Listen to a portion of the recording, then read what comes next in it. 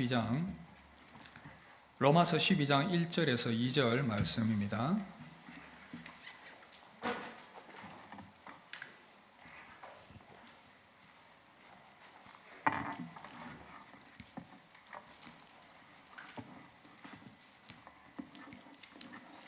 두 절 말씀이기 때문에 우리 한 목소리로 읽도록 하겠습니다. 시작. 그러므로 형제들아, 내가 하나님의 모든 자비하심으로 너희를 권하노니 너희 몸을 하나님이 기뻐하시는 거룩한 산 제물로 드리라. 이는 너희가 드릴 영적 예배니라. 너희는 이 세대를 본받지 말고 오직 마음을 새롭게 함으로 변화를 받아 하나님의 선하시고 기뻐하시고 온전하신 뜻이 무엇인지 분별하도록 하라. 아멘. 할렐루야. 이제 예배 회복 시리즈 마지막 시간입니다. 성도의 가장 기본이요 우선순위는 바로 이 예배죠. 그래서 우리는 지난 7주간 이 예배에 대한 말씀들을 나누었습니다. 우리 시리즈 설교 내용이 무엇이었는지 하나하나 점검해 볼까요? 함께 한번 읽어봅시다. 자, 첫 번째부터 시작. 우리는 왜 예배해야 하는가? 두 번째 계속 읽읍시다. 우리는 예배하는가? 바르게 예배하는가? 나를 살리는 예배 회복을 꿈꾸라. 신앙과 교회를 살리는 공예배를 꿈꾸라. 신앙과 교회를 살리는 공예배를 꿈꾸라. 가정이 살아나는 예배를 꿈꾸라. 삶의 예배 회복을 꿈꾸라. 아멘. 우리의 삶에 예배가 온전히 회복되어지고 적용되어지는 그런 은혜가 있기를 바랍니다. 성도의 삶은 항상 이 예배가 중심이 되어야 됩니다. 오늘 예배 설교 시리즈 이제 모든 것들을 종합하는 마지막 시간입니다. 삶의 예배를 회복하라. 우리의 삶이 예배 중심이어야 된다라고 말씀을 드렸습니다. 민수기에 보면 이스라엘 백성들이 광야를 행진을 할 때에 그들이 머무를 때에 갖추었던 대형을 보면 참 우리 가운데 주시는 중요한 교훈들이 있는 것을 보게 됩니다. 이스라엘 백성들이 광야에 머물 때에 그들이 장막을 칠 때에 이 성막을 중심으로 배치가 된 것을 보게 됩니다. 성막을 중심으로 동서남북 각 사방으로 세 지파씩 나누어서 그렇게 진을 치도록 한 것이죠. 하나님께서 왜 이렇게 진을 치라고 말씀하셨겠습니까? 바로 이 성막은 하나님께 예배를 드리는 곳이고 그 성막 안에는 하나님의 임재를 상징하는 언약궤가 지성소에 들어 있었습니다. 그래서 모든 백성들이 항상 이 성막을 향하라, 성소를 향하라, 하나님을 향하라 라는 그런 의미가 있겠지요. 그리고 너의 삶이 항상 예배 중심이 되어야 된다라는 그런 의미를 담고 있다라고 이해를 할 수가 있겠습니다. 그리고 백성들이 이동을 할 때에는 언약궤가 앞서서 이동을 하게 됩니다. 하나님 임재의 상징이라고 말씀드렸죠. 그래서 그 언약궤를 따라서 백성들이 쫙 이렇게 가는데, 행진을 하는데 그들이 모든 삶의 걸음들을 인도하시는 분이 곧 하나님이시다라는 것을 또한 보여주고 있다는 사실입니다. 여러분, 우리도 크게 다를 바가 없습니다. 우리는 이 신약시대에 하나님의 백성으로 부름을 받았습니다. 우리 또한 우리 모든 삶의 중심이 하나님 중심이어야 될 줄 믿습니다. 그리고 예배 중심이어야 될 줄 믿습니다. 우리가 그렇게 부름을 받은 것입니다. 우리가 이렇게 주의 날 함께 모여서 하나님을 예배합니다. 삶의 중심을 하나님께 둔다는 말씀이겠지요. 그리고 또한 우리는 각자 이제 예배 이후에 삶의 현장으로 돌아가게 될 것입니다. 언약궤가 앞서갈 때에 그 백성들이 따라갔던 것처럼 하나님께서 우리의 삶의 현장 가운데 앞서가시기를 바라면서 우리는 그렇게 하나님과 동행하며 우리의 걸음들을 걸어 나가는 것이죠. 그래서 우리의 삶은 항상 하나님 중심이어야 하고 예배 중심이어야 한다는 것입니다. 오늘 읽었던 이 말씀에서 이 원리들을 또한 다시 한 번 더 우리에게 강조하며 알려주고 있습니다. 우리 다시 한 번 더 로마서 12장 1절을 함께 읽어보도록 하겠습니다. 그러므로 형제들아,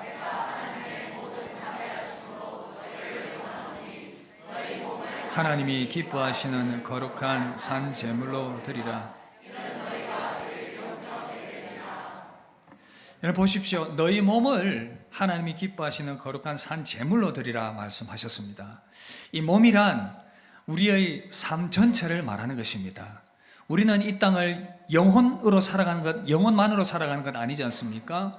가시적으로 보이는 이 몸을 가지고 사람들과의 관계를 맺어 나가고 직장에서 일을 해 나가고 주어진 삶들을 살아 나가고 있다는 것입니다. 그래서 이 몸을 드리라고 했을 때 이 몸은 우리 삶 전체를 하나님께 드리라, 그런 의미를 담고 있다는 것입니다. 이 몸을 하나님이 기뻐하실 산 제물로 드리라 말씀하고 있습니다. 우리 주 예수께서 우리 죄를 위해서 십자가에서 제물이 되셨습니다. 이로 말미암아 우리는 구원과 생명을 얻게 되었습니다. 마찬가지로 우리 주 예수 그리스도의 은혜로 구원받은 우리들은 이제 산 제물로서 하나님께 영광 돌리는 그 거룩한 부르심 가운데 부름을 받게 되었다는 것입니다. 이것은 참으로 우리에게 영광스러운 일이고 영광스러운 부르심인 줄 믿습니다. 하나님의 백성답게 아름답게 그분의 성품에 참여할 수 있는 이 부르심으로 부름을 받게 되었다는 것이 참으로 감사하고 영광스러운 일이다라는 것입니다. 그러면 우리는 어떻게 이 참된 예배자로 살아갈 수가 있겠습니까? 오늘 이 주제를 가지고 저와 여러분들이 함께 말씀을 듣고 우리 가운데 주시는 주님의 음성 듣는 귀한 시간 되기를 주의 이름으로 축복합니다. 우리는 어떻게 삶의 예배자로 설 수가 있겠습니까? 첫 번째는 참된 삶의 예배자는 이 세대를 본받지 않습니다. 함께 따라합시다. 이 세대를 본받지 않습니다. 여러분 보시면 너희는 이 세대를 본받지 말고 라고 말씀하고 있는데, 이 세대란 무엇이냐 하면 바로 이 세대라고 했을 때 이 세대는 하나님을 떠나 만들어낸 온갖 이 인간들의 그러한 이 죄악으로 말미암아 만들어낸 가치관과 삶의 방식과 삶의 태도를 말하는 것입니다. 안타깝게도 인생들이 하나님을 떠나면서 그런 세상을 만든 것이죠. 그래서 우리가 살아가는 이 세상을 말하는 것이 아니라 세상 가운데에서 죄악에 물들어 있는 그 가치관들과 그 삶의 방식들을 말하고 있는 것입니다. 그렇다면 구체적으로 우리가 본받지 말아야 될 이 세대의 모습, 이 무엇인가 말씀을 드리면, 먼저는 바로 말과 태도에서 세상을 닮지 않는 것입니다. 이 세상의 말과 태도와 삶의 방식들, 가장 작은 부분일 수 있지만 상당한 영향력이 있는 부분입니다. 이것을 본받지 말라라고 말씀하고 있습니다. 지난 월요일 날 쉬는 시간에 저희 아내와 함께 서문시장회를 갔습니다. 저는 가끔씩 시장회를 갑니다. 시장이 참 분위기가 좋더라고요. 그런데 이제 쇼핑하는, 돌아다니는 시간은 길지 않습니다. 원래 남자들은 이 쇼핑하는 집중력이 상당히 짧거든요. 아마 남편을 데리고 가신 분들이 아내들 아실 텐데, 오래 못 있어요. 그래 쇼핑 다니는 거 싫어하는 분들은 정말 힘들어하는데, 이제 가끔씩 가면 또 재미가 있고 해서 갔는데, 늦은 오후 시간에를 갔습니다. 늦은 점심을 먹고 갔었는데, 그래도 돌아다니다 보니까 조금 출출한 것입니다. 그래서 뭘 좀 먹어야 되겠다 생각을 하고 지나가다 보니까 이 노점에 우동을 파는 그 노점이 있더라고요. 우동하고 오뎅하고 떡볶이하고 아시죠? 그거 딱 코너 알고 계시지 않습니까? 우동을 보니까 너무 맛있어 보이는 거예요. 그 쑥갓도 얹어져 있고 이렇게 샘플로 탁 놓여져 있던데, 저거 한 그릇 먹으면 좋겠다. 그런데 아내에게 얘기를 했습니다. 우동 한 그릇 먹고 가자. 근데 아내는 이제 배가 부르니까 안 먹겠다 그러고 시켰는데, 한 그릇 시켰습니다. 2명이 갔는데 한 그릇을 시켰습니다. 아줌마 우동 주십시오. 그러니까 2그릇요? 아니요, 한 그릇만 주십시오. 그러니까 갑자기 아주머니 표정이 어두워지는 것입니다. 아니 2명이 와서 2그릇 시켜야지 왜 한 그릇만 시키냐, 이런 표정이었습니다. 싸늘한 눈빛, 눈칫밥 먹게 생겼는데 그래도 말은 했기 때문에 한 그릇 주십시오. 그래 앉았습니다. 근데 아내에게 이제 얘기합니다. 아니 구석으로 좀 가서 앉으라고, 이제 손님 받아야 되니까 한 그릇 먹는데 왜 자리까지 차지하고 있냐, 이런 표정이었습니다. 아내가 옆으로 구석으로 가고 옆에 이제 쪼그리 앉아가지고 먹는데 왜 그렇게 마음이 불편한지 모르겠어요. 눈칫밥 먹는 그런 기분이었습니다. 아니 내 돈 내고 우동 먹는데 제가 눈치를 받아야 되겠습니까? 2명 같지만 한 그릇 시킬 수도 있죠, 그죠? 아닙니까? 2그릇 시켜야 됩니까? 2그릇 해야 돼요. 오케이 알겠습니다. 다른 거라도 시켜야 됩니까? 그렇습니까? 어찌됐든 제가 기분 나빴습니다. 아니, 한 그릇 시킬 수도 있어요, 제 생각에는. 그때 이렇게 눈치를 주면서 마음이 불편했었습니다. 여러분, 혹시 여러분들이 가게를 하시면 우리 성도는 그렇게 하지 마십시오. 눈치 주고 그러지 마시고 그냥 혼자 왔으면 그냥 혼자 그냥 먹고 가나 보다 생각을 하고, 그 시간들이 저는 마음이 불편했었는데, 여러분들이 가게를 운영한다면 그렇게 하지 마시고, 작은 부분이지만 약간의 그 경멸의 눈빛 불편했었습니다. 작은 부분이지만 그러나 우리의 삶의 상황들 가운데에서 여러 가지 많은 이유들로 말미암아 그런 이 불편한 상황들을 경험할 때가 있죠. 세상 사람들의 생각 방식과 말하는 태도, 그런 것들을 우리는 본받지 말아야 합니다. 로마서 3장 13절 18절 이렇게 말씀합니다. 함께 읽어볼까요? 그들의 목구멍은 열린 무덤이요 그 혀로는 속임을 일삼으며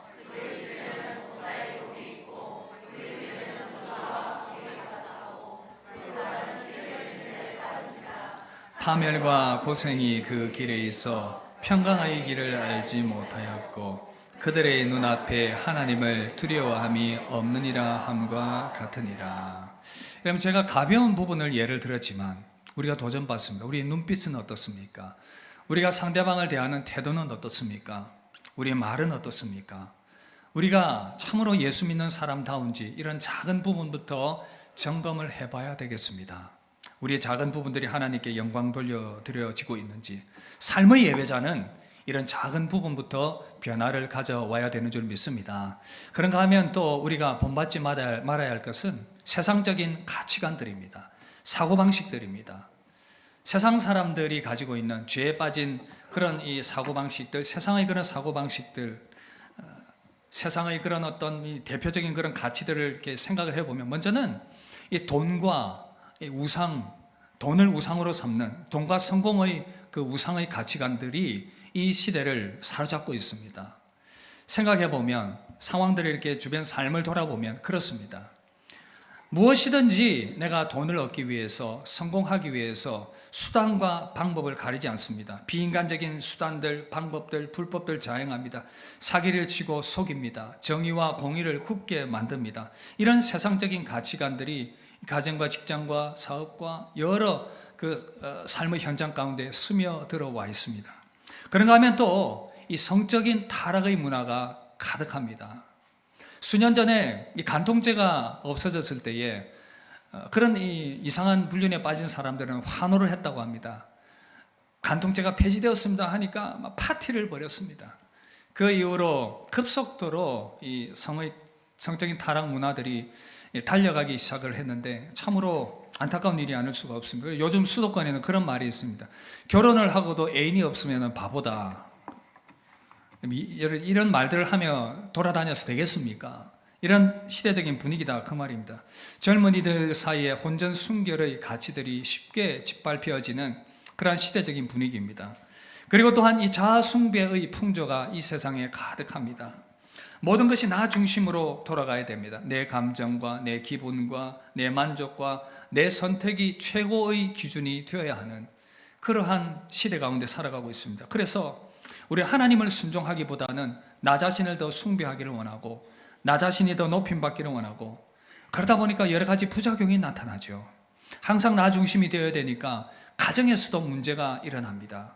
항상 자기가 섬김받아야 되고 높임받아야 되니까 문제가 일어나는 것이요, 부딪힘이 일어나는 것입니다. 아내는 아내대로, 남편은 남편대로, 자녀는 자녀대로 그런 모습일 때에 부딪힘들이 일어나는 것입니다. 신앙 공동체 안에서도 마찬가지겠지요. 항상 자기 중심적인 그런 생각들이 신앙 공동체를 어둡게 만들고 문제와 갈등을 일으키게 한다는 것입니다. 우리가 살아가고 있는 여러 삶의 조직들 가운데서도 마찬가지인 것입니다. 여러분, 그래서 우리는 이런 시대 가운데 미혹을 받고 살아갑니다. 그렇게 살아가는 것이 때로는 나에게 유리하고, 때로는 그것이 즐겁고, 때로는 나에게 그것이 좋기 때문에 우리는 그렇게 타협을 하면서 이 땅을 살아가고 있습니다. 카멜레온을 아십니까? 카멜레온은 주변의 그 색에 따라서 자신의 몸의 색깔을 바꾸는 것이죠. 그렇게 하는 이유가 무엇입니까? 자기가 위협이 느껴졌을 때에, 자기가 불리하다고 생각할 때에 순식간에 자기 색을 바꾸어 버립니다. 카멜레온 같은 그리스도인이 되어서는 안 되겠습니다. 나 자신의 이 유리함과 불리함에 따라서 색을 바꾸어 버리는 그러한 모습들이 우리 가운데 있지 않는지, 그런 세속적인 가치관들을 가까이 하지 말라, 멀리 하라는 도전의 말씀인 것입니다. 여러분, 그렇다면 우리는 왜 이 세대를 본받지 말아야 하는가? 이 질문을 던져봐야 되지 않겠습니까? 그 이유는 어렵지 않습니다. 우리가 많은 말씀을 통해서 확인했기 때문에 우리는 하나님의 백성이기 때문에, 우리는 다른 정체성을 가진 존재들이기 때문에 그렇습니다. 레위기 18장 3절 4절 보시면 하나님께서 이스라엘 백성들이 가나안 땅에 들어가게 될 때 너희들이 어떻게 살아라라는 권면의 말씀을 주셨는데 함께 읽도록 하겠습니다. 너희는 너희가 거주하던 애굽 땅의 풍속을 따르지 말며 내가 너희를 인도할 가나안 땅의 풍속과 규례도 행하지 말고 너희는 내 법도를 따르며 내 규례를 지켜 그대로 행하라. 나는 너희의 하나님 여호와이니라. 여러분, 분명하게 우리에게 주시는 말씀, 너희는 하나님의 백성이기 때문에 애굽 땅의 풍속도 따르지 말고 가나안 땅의 풍속도 따르지 말라. 너희는 구별된 백성이기 때문에 그렇다. 하나님께서 이 시대에도 우리에게 동일하게 말씀하고 있어요. 너희들은 예수 그리스도의 보혈로 사심받은 나의 백성이 되었으니 너희들은 다르게 살아라. 내 백성답게 살아라. 그렇게 도전을 하고 말씀해 주고 계시는 건 아니겠습니까? 바클레이라고 하는 신학자는 주석가는 이렇게 얘기했습니다. 우리 함께 읽어볼까요? 너희 생활을 이 세상의 온갖 유행에 맞추려고 하지 말아라. 주위의 색깔에 따라 변화하는 카멜레온과 같이 되지 말아라. 세상이 내가 무엇이 될 것인지 결정하게 하지 말아라. 여러분, 우리가 세상의 그 가치관을 따르고 그 세상의 가치관이 우리를 형성하고 우리를 만들게 하지 말라라는 그러한 말씀인 것입니다.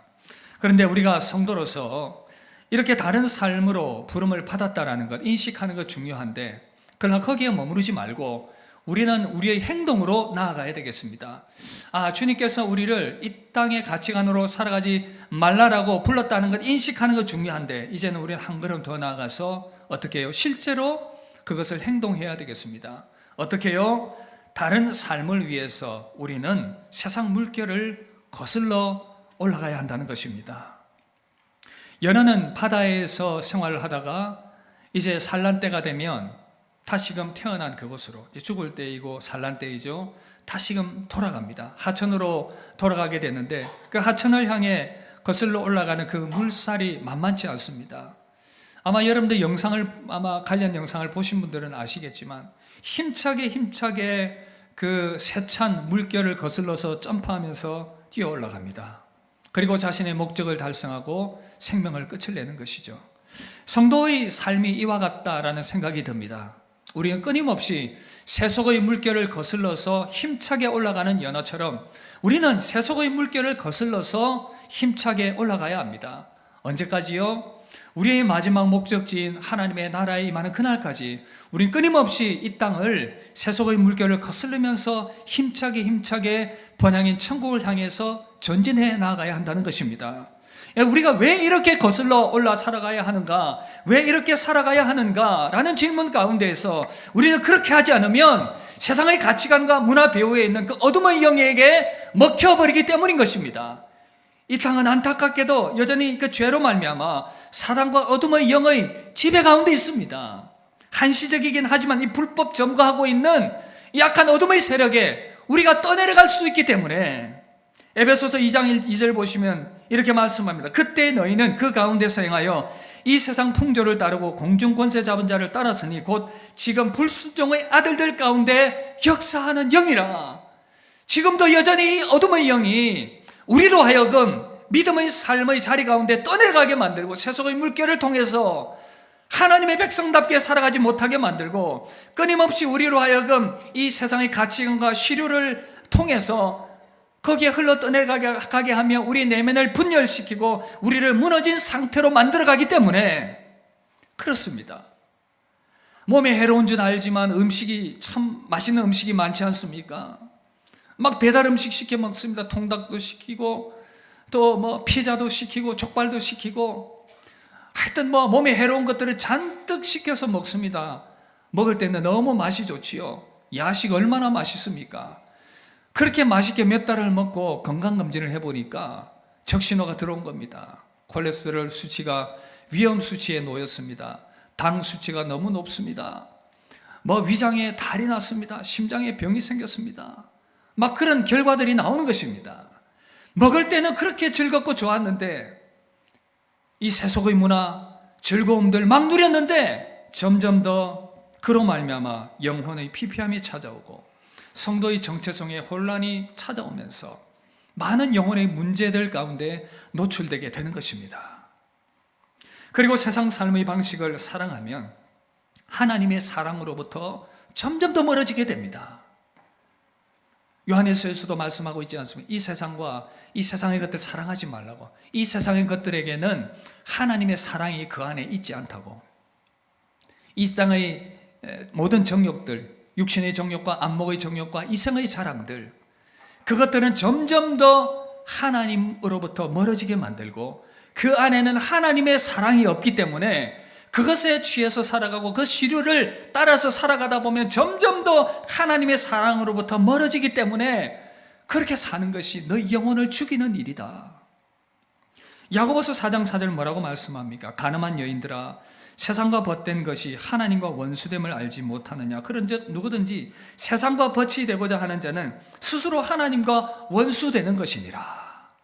하나님의 백성이기 때문에, 우리 안에 영적인 생명이 있기 때문에 계속해서 우리는 그 세속의 물결 가운데 살아가게 되면 우리의 이 건강한, 우리의 이 순수한 영혼이 계속해서 더럽혀지면서 우리 영혼이 하나님으로부터 오는 그 생명을 공급받지 못하게 되면서 계속해서 하나님으로부터 멀어지게 되면서 내 영혼이 건강하지 못하게 되고 내 영혼이 메마르게 되고 점점 더 그와 더불어서 우리의 삶도 피폐한 가운데 나아가기 때문에 주님이 우리에게 말씀하시는 것입니다.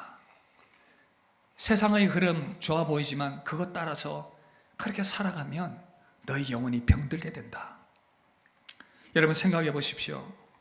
세상의 가치관과 삶의 방식에 매몰된 상태로서 삶의 예배자로 살아간다. 불가능한 얘기죠. 그렇기 때문에 하나님께서 우리에게 삶의 예배자로 살아가기 위해서 그렇게 이 세상의 가치관을 붙들지 말라 말씀하시는 것입니다. 여러분들에게 도전합니다. 여러분들 무엇을 붙들고 살아가고 있습니까? 내 말과 태도와 행동 중에서 주님 닮지 않은 모습들, 슬그머니 세속적인 그런 가치관들을 붙들고 있는 부분들, 참된 예배자는 이 세대를 본받지 않습니다. 하나님의 백성이라는 정체성을 붙들고 끊임없이 세속의 물결을 거슬러 올라갑니다. 이 존재가 바로 하나님의 백성이요 저와 여러분들이라는 것입니다.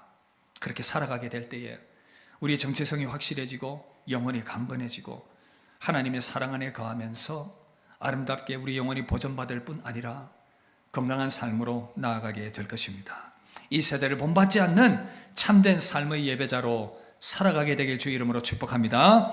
그런데 이 세대를 본받지 않는 참된 예배자는 그냥 되는 것이 아닙니다. 우리의 마음이 변화되어야 됩니다. 12장 2절 보시면 너희는 이 세대를 본받지 말고 그 뒤에 뭐라고요? 함께 따라합시다. 오직 마음을 새롭게 함으로 변화를 받아. 함께 따라합시다. 시작. 오직 마음을 새롭게 함으로 변화를 받아. 이것이 두 번째 요점입니다. 우리가 이 세대를 거스를 수 있는 그 방법들, 그 힘은 바로 마음을 새롭게 함으로 말미암아 가능하게 된다는 사실입니다. 왜 마음이 변화되어야 되겠습니까? 우리 마음은 삶의 모든 살림의 중앙부서이기 때문입니다. 달라스 윌라드는 그렇게 얘기를 했습니다. 마음이 우리의 삶의 중앙 살림부서라고요. 우리의 마음이 어떻게 먹느냐에 따라서 우리의 삶의 방향이 결정됩니다.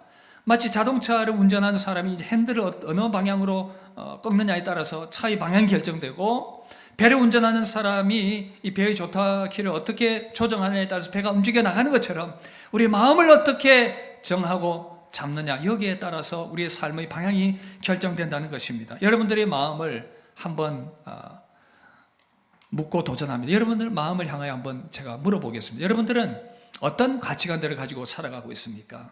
세속적 가치관과 생각들, 그런 것들을 괜찮게 여기며 받아들이고 있습니까? 그렇다면 우리의 삶은 결코 변화될 수가 없습니다. 세속적 가치관, it's okay, 괜찮다라고 생각하면 전혀 우리의 삶은 변화가 일어날 수 없습니다. 여러분들의 마음이 왜곡된 방향을 향해 있지 않는지 우리는 이것을 점검해 봐야 되고, 다시금 우리의 마음을 새롭게 함으로 삶의 변화로 나아갈 수 있는 그런 은혜가 있기를 바랍니다. 그렇다면 우리는 어떻게 이 마음을 새롭게 할 수 있는가? 다 함께 따라합시다. 두 가지입니다. 여러분들에게 도전합니다. 나는 산 제물입니다. 성령께서 나를 새롭게 하십니다. 우리가 이 마음이 새롭게 되는 이 방법 바로 두 가지입니다. 먼저는 나는 산 제물이 되었다라는 자기 인식을 할 때에 마음의 변화가 일어나게 되는 것입니다. 오늘 말씀 보니까 너희 몸을 하나님이 기뻐하시는 거룩한 산 제물로 드리라, 그렇게 말씀하고 있습니다. 여기서 산 제물이라는 이 의미가 상당히 중요하고 여러분 집중해 봐야 됩니다. 구약의 제물은 어떻게 했습니까? 죽여서 드렸습니다. 그런데 오늘 말씀은 우리에게 살아있는 제물이다라고 말씀하고 있어요. 왜 그렇겠습니까? 성도는 한번 죽고 끝나는 것이 아니라 살아있는 몸으로서 산 제물로서 이 땅을 살아가고 있기 때문인 것입니다. 여러분들 주변에 지금 산 제물들이 앉아 계십니다. 우리 김산 제물님, 박산 제물님, 조산 제물님, 산 제물로서 우리는 이 땅을 살아가고 있습니다. 산 제물된 여러분들이 지금 이렇게 함께 모여서 예배로 나아가고 있습니다. 산 제물의 의미는 그렇습니다. 우리가 육체로 살아가지만 우리의 내면의 이 옛자가 죄성이 죽었다라는 그 선언과 고백으로 살아가는 존재. 내 옛자가 죽었고 내 안에 주님이 살아가십니다. 내 고집이 죽었습니다. 내 욕망이 죽었습니다. 내 자존심이 죽었습니다. 내 중심이 죽었습니다. 그 중심 가운데 주님이 사십니다. 이 존재가 바로 산 제물인 줄 믿습니다. 그런데 우리는 종종 산 제물이 되었다고 하지만 우리 자아가 죽지 않은 모습 가운데 너무나도 많이 살아가고 있는 것을 보게 됩니다. 누가 조금만 건드려도 화가 올라옵니다. 조금만 손해를 보는 것 같으면 견디지 못하고 조금만 무시당하면 참지 못하는 이 상처와 분노가 막 폭발하는 것입니다. 아직 자아가 살아있기 때문인 것입니다. 테스트 한번 해볼까요? 옆에 있는 사람 뺨을 한 대 탁 때려보십시오. 진짜 그러면서 싸우지 마시고 반응하시겠죠. 화가 나겠죠. 여러분, 삶의 예배의 출발은 바로 여기에 있습니다. 나는 죽고 주님이 산다라는 거. 로마서 6장 11절을 함께 읽읍시다. 이와 같이 너희도 너희 자신을 죄에 대하여는 죽은 자요 그리스도 예수 안에서 하나님께 대하여는 살아있는 자로 여길지어다. 사랑하는 여러분, 삶의 예배의 출발점은 바로 여기 있습니다. 나의 옛자 안에 죽고 주님이 내 안에 사십니다. 주님의 방식대로 살겠습니다. 나의 옛자로 살지 않겠습니다. 나의 옛자는 죽었습니다. 내 안에 주님이 사시옵소서라는 고백으로 드리게 될 때에 나는 산 제물로 주님께 드리는 것이고 그때부터 마음의 변화가 시작될 것입니다. 여러분 자신을 산 제물로 드렸음을 믿음으로 받아들이게 되길 주의 이름으로 축복합니다. 여기에 더해서 우리 산 제물이라는 것을 선포하는 것으로 끝내지 마시고 우리 성령의 은혜와 도우심을 구해야 합니다. 여러분, 마음이 변화되는 거 스스로 힘듭니다. 늪에 빠진 사람이 스스로 빠져나오려고 허우적거리면 계속해서 그 몸은 더 밑으로 빠져들게 되는 것입니다. 누군가 구해줘야 한다는 것이죠. 그것이 무엇입니까? 바로 하나님의 영이 우리를 도우셔야 우리는 새 마음을 가질 수 있다는 것입니다. 하나님의 영의 도우심으로 말미암아 우리는 새 마음이 회복될 수 있습니다. 에스겔 11장 19절 20절 우리 함께 읽읍시다. 내가 그들에게 한 마음을 주고 그 속에 새 영을 주며 그 몸에서 돌같은 마음을 제거하고 살처럼 부드러운 마음을 주어 내 율례를 따르며 내 규례를 지켜 행하게 하리니 그들은 내 백성이 되고 나는 그들의 하나님이 되리라. 할렐루야. 여러분, 이 말씀 잘 보십시오. 지금 하나님께서 약속하십니다. 그들에게 한 마음 줄 것이다. 그 속에 새 영을 줄 것이다. 돌같이 굳은 마음을 제거할 것이다. 살처럼 부드러운 마음을 줄 것이다. 그래서 내 규례를 행할 수 있도록 할 것이다. 우리의 인간적인 마음, 육신의 마음, 돌같이 굳어있는 마음, 자아가 강한 이 마음으로는 도저히 우리는 산제물로 드릴 수가 없어요. 그래서 하나님의 영이 우리 안에 일하셔야 될 줄 믿습니다. 하나님의 영이 우리의 마음을 부드럽게 해야 될 줄 믿습니다. 하나님의 영이 우리 가운데 역사하시면, 성령의 바람이 우리 안에 불어오시면 우리의 내면에 있는 돌같은 마음들이 제거되면서 다시금 은혜의 마음이 회복되면서 왜곡된 생각과 판단력들이 다시금 온전한 생각과 판단력으로 바뀌어지면서 점점 더 내면의 변화 가운데 나아가게 되는 것입니다. 사랑하는 성도 여러분, 우리의 마음에 선한 결단 하시길 바랍니다.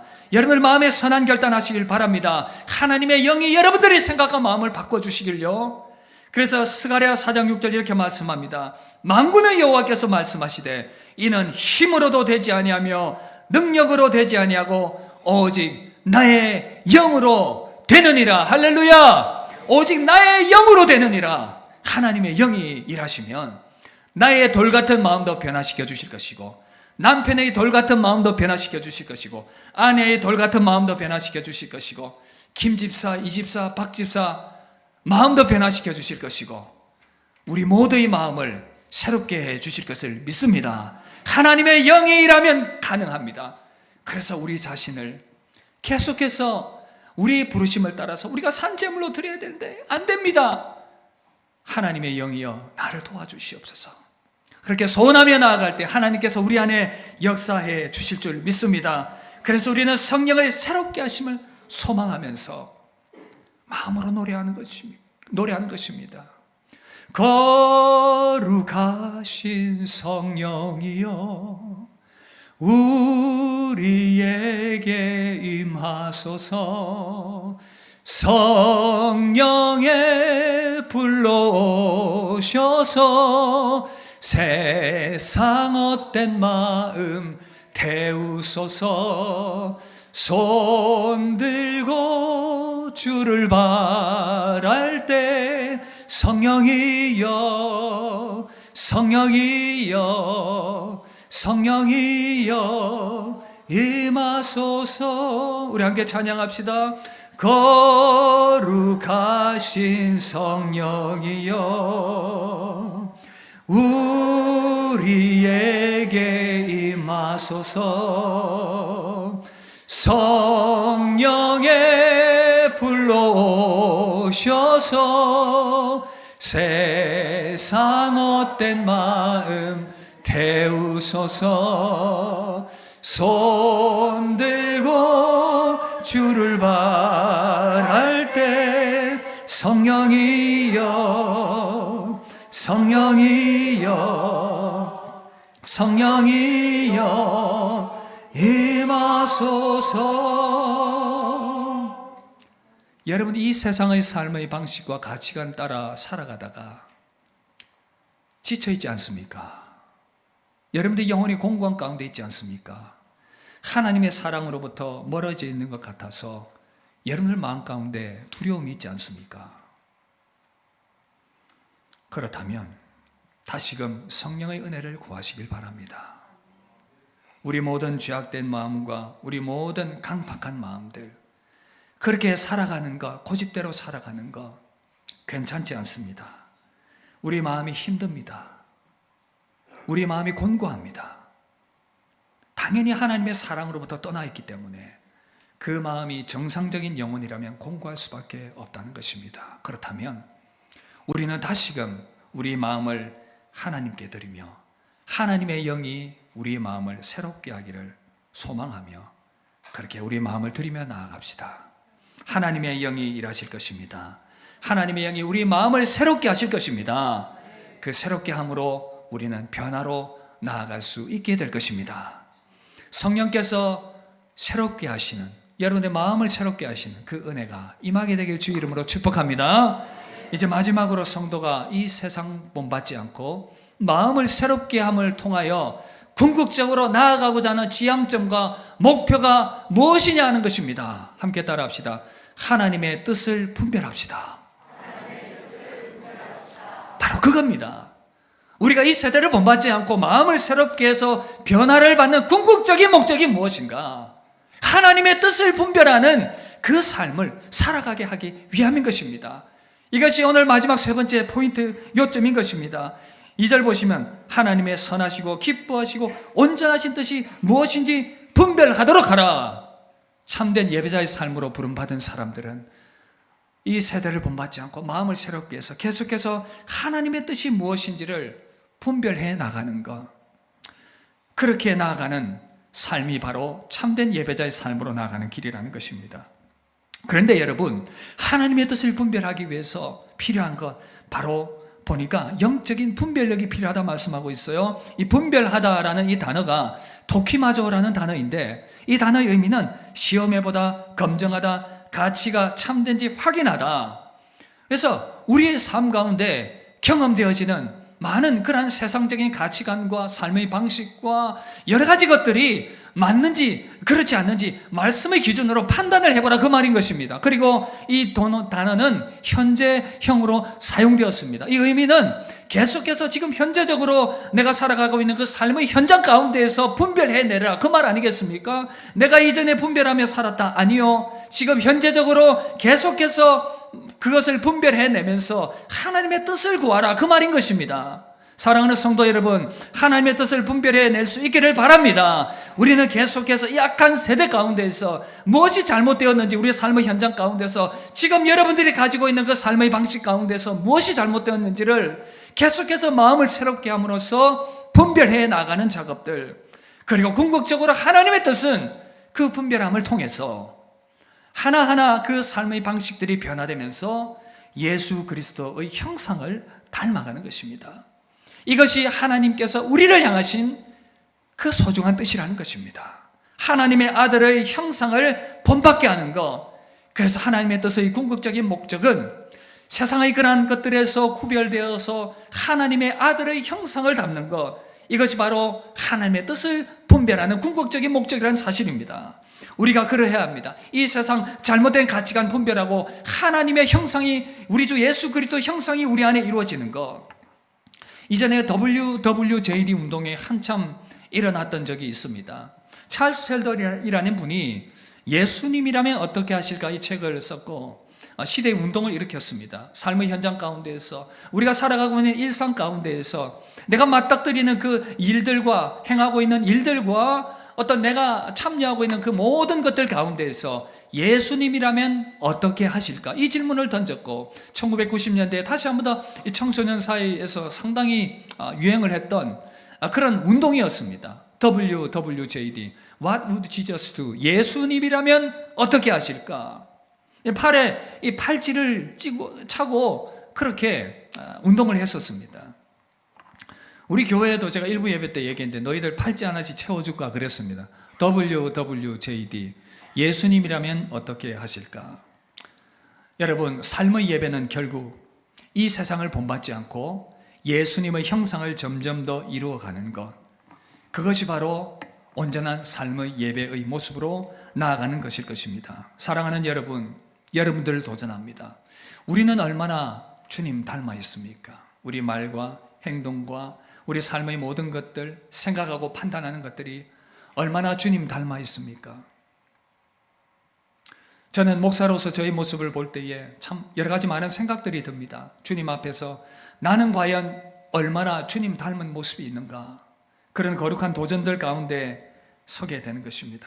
여러분, 하나님의 뜻을 분별하라는 이 부르심은 결코 우리의 해를 끼치기 위함이 아니라는 것, 우리를 위한 부르심이라는 것을 다시 한 번 더 기억하시길 바랍니다. 하나님의 백성은 하나님 안에 있을 때 가장 행복한 줄 믿습니다. 그분의 뜻을 이루어갈 때 가장 행복한 줄 믿습니다.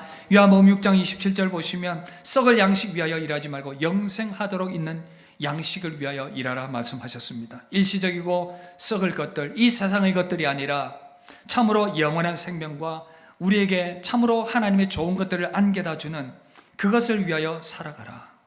그래서 우리는 이 땅 가운데에서 참으로 참된 예배자로서, 삶의 예배자로서 살아가면서 그 하나님의 뜻을 이루면서 하나님께서 주시는 그 좋은 것들을 이 땅 가운데서 누리며 살아가는 그러한 믿음의 백성들이 될 수 있기를 소망합니다. 여러분, 우리의 모습은 부족합니다. 연약합니다. 그러나 하나님의 성령께서 우리를 도우시면 그 삶으로 점점 더 변화되어져 갈 줄 믿습니다. 예배의 설교의 마지막 모든 시리즈를 마무리하면서 다시 한 번 더 여러분들을 도전합니다. 삶의 예배자로 세움받게 되기를 바랍니다. 삶의 예배자로 세움받게 되기를 바랍니다. 그리하여 하나님께 영광 돌리는 저와 여러분들 되시기를 주 이름으로 축복합니다. 말씀 마무리하겠습니다. 삶의 예배자는 어떻게 살아간다고요? 이 세대를 본받지 않는다 말씀하십니다. 마음을 새롭게 하여 변화를 받는다 말씀하십니다. 하나님의 선하시고 기뻐하시고 온전하신 뜻이 무엇인지를 분별한다고 말씀하십니다. 우리가 그런 삶을 살아서 하나님께 삶의 예배로 영광 돌리는 우리 모두가 되기를 주 이름으로 축복합니다. 우리 현 받은 말씀 생각하면서 우리 함께 찬양하며 나아갑시다. 우리 연약함을 고백하며 다시금 하나님의 성령께서 우리의 마음을 새롭게 해주시기를 소망하면서 우리 찬양 드리고 우리 한번 기도하도록 하겠습니다. 인내하신 구세주여,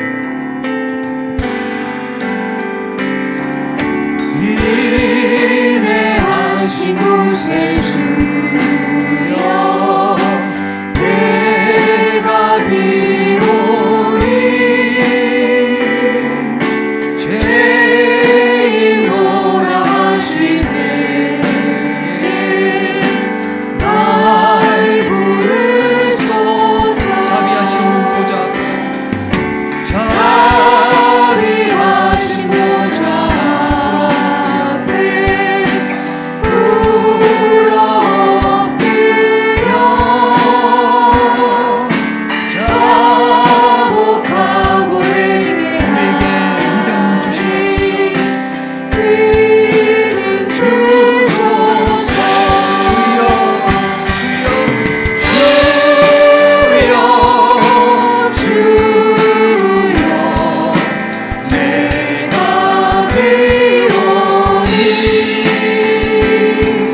죄인 원하실 때에 날 부르소서. 주의 공로 의지하여, 주의 공로 의지하여 주께 가오니 상한 마음을 고치시 우리를 구원하소서. 구원하소서. 만국 근원 예수시여, 만국 근원 예수시여, 위로하소서. 우리 주와 같으시니 어디 있을까.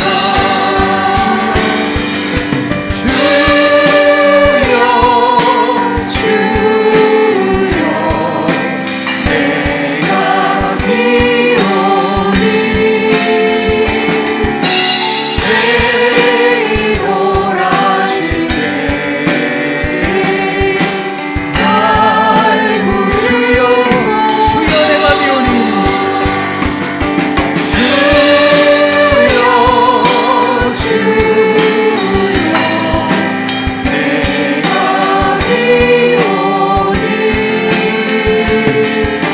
죄인 원하실 때에 날 부르소서. 여러분, 이 시간 우리 합심해서 한번 기도하기를 원합니다. 우리 주 예수께서 우리를 구원하셨습니다. 우리 하나님께서 우리를 이 땅에 구별된 자들로, 하나님을 예배하는 예배자들로 세워주셨습니다. 삶의 예배를 드리기 위하여 오늘 우리 가운데 주시는 이 말씀을 다시 한 번 더 기억합시다. 주님 우리에게 말씀하십니다. 이 세대를 본받지 말라. 그런데 우리 가운데 있는 여러 가지 이 세대의 가치관들 붙들고 있는 것 있다면 주여 내려놓게 하여 주옵소서. 나의 힘으로 되지 아니하오니 성령이여 우리 영혼을 새롭게 하여 주시옵소서. 그리고 계속해서 주의 뜻을 분별하는 믿음의 삶을 살아가게 하여 주시옵소서. 이 선한 결단 가지고 주님 앞에 우리 마음을 내려놓고 회개하며 기도하며 나아갑시다. 기도하겠습니다.